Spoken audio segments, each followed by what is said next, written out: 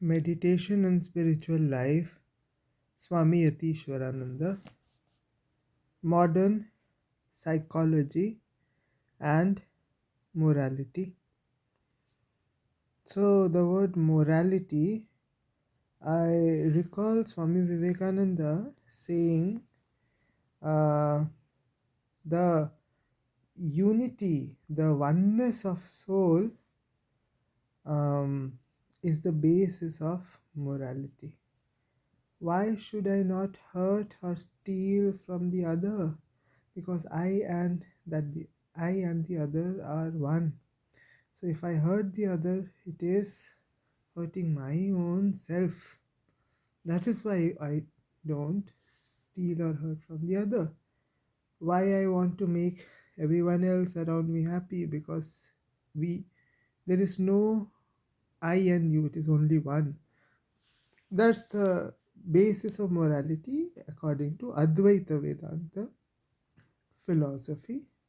Now, this topic is modern psychology, something regarding the mind. How does it works? What is the modern psychological theories, maybe? And based on that, what does morality have as its basis?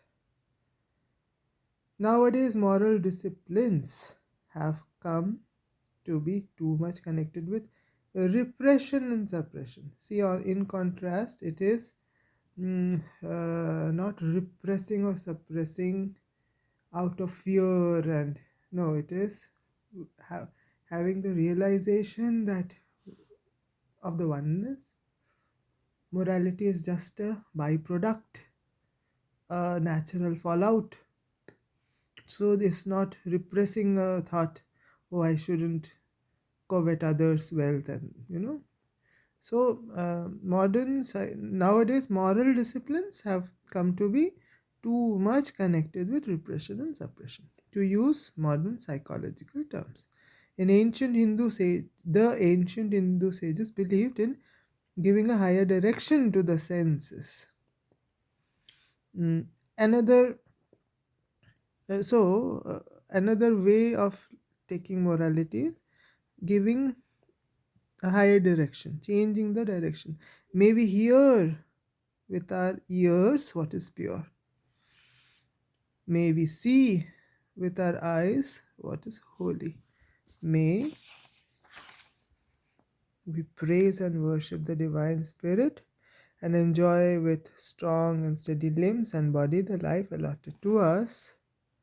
Badram karnebhyah सुश्रूयाम देवाः भद्रं पश्येमाक्षभिर्यजत्राः स्थिरैरङ्गैरतुष्टुवागं सस्तनूभिर्व्यशेम देवहितं यदायुः Rigveda. Now, one really feels harmony and peace when one is a master of one's own senses, master of one's own mind, when one follows the spiritual life without conflicts and in a spontaneous way. The process of mental purification is called purgation in mystical language and sublimation in psychological terms. It is a process of giving a higher turn to the desires or primary instincts. So, this higher turn, suppose I have a craving for chocolates. So, higher turn, as Sri Ramakrishna would refer is, okay, offer the chocolate to the divine and take it as prasad. So, in that way, purification happens. Suppose I have uh, anger welling up, let me direct it to the divine, my Ishta, my beloved deity, and become angry with the deity and say, this is happening, that is happening, why is it? So these are changing the directions and giving it a godward turn. Now, modern psychology has discovered a technique which was known to the ancient spiritual teachers of India in a more thorough way. In modern psychoanalytical technique, the main task is to bring into consciousness or awareness the underlying and deep-seated causes of the patient's mental troubles. Some unscrupulous psychologists may advocate a free play of the morbid tendencies in the patient, but in the word of Dr. Hadfield, an eminent psychiatrist, from the point of view of cure, the advice to go and express your instinct is foolish.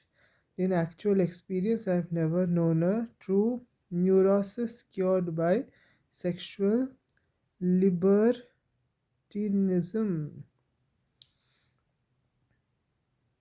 In the psychoanalytical method, so widely practiced nowadays, the patient is asked, number one, to regard the disturbing desire in a new light and accept it wholly or in part without fear or disgust, or two, to face the trouble deliberately and reject it without feeling too much sense of guilt, or three, to direct it along a higher channel to a higher goal.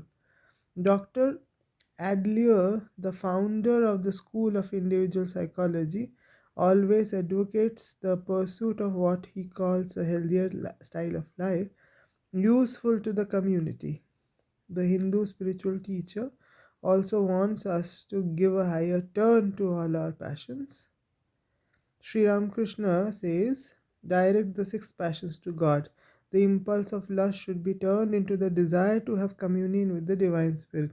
Feel angry at those who stand in the way to God. Feel greedy for Him. If you must have the feeling of I and mine, then associate it with God. So, this I and mine means I am the servant of God and He is mine. If you must have pride, then feel proud thinking that you are a servant of God or a child of God. How truly does Dr. Adler remark? By changing our opinion of ourselves, we can also change ourselves. Swami Vivekananda said, teach yourself, teach everyone his real nature. Power will come, goodness will come. Purity will come, everything that is excellent will come. The Hindu teacher goes to the very logical conclusion of this ideal to a point beyond the scope of ordinary psychologists. So, here, what the author is clearly mentioning that in psychology, um, it is having so many varied analysis. Some might be useful, some might be dangerous. Where this open expression without any repression, suppression, or high Godward turn is there, it generally would fail, because if we go on fulfilling our desires, hoping that it will uh, have a beneficial effect, it actually doesn't. Um, so, in that sense, such ideologies are quite, mm, you know, very early on thoughts, not seen the day of light in its true sense, because it's bound to fail. That's what the author is telling. But um, contrasting with what the Hindu ideals have established, whether it is through Advaita or whether it's to Patanjali Yoga Sutras having Yama and Niyama as its founding pillars, or as Ramakrishna says that turn it Godward, channel it differently. All these lead to higher moral standards, which helps us en- enter the spiritual life, which gives us the adhikaritva for spiritual path. Before that, spirituality doesn't even begin. So we may think, oh, we are doing this, we are praying, we are doing japa, we are doing sadhana, we are reading, until and unless purity of mind and speech and thought is there. mm, Spiritual life hasn't begun. It is just but a preparation for that life. Mind is constantly distracted by this and that, desire, lust, fear. The spiritual life has not yet begun for that person. It's just preparation that is going on. Yes, preparation is definitely going on, but um, we have not entered the spiritual life yet.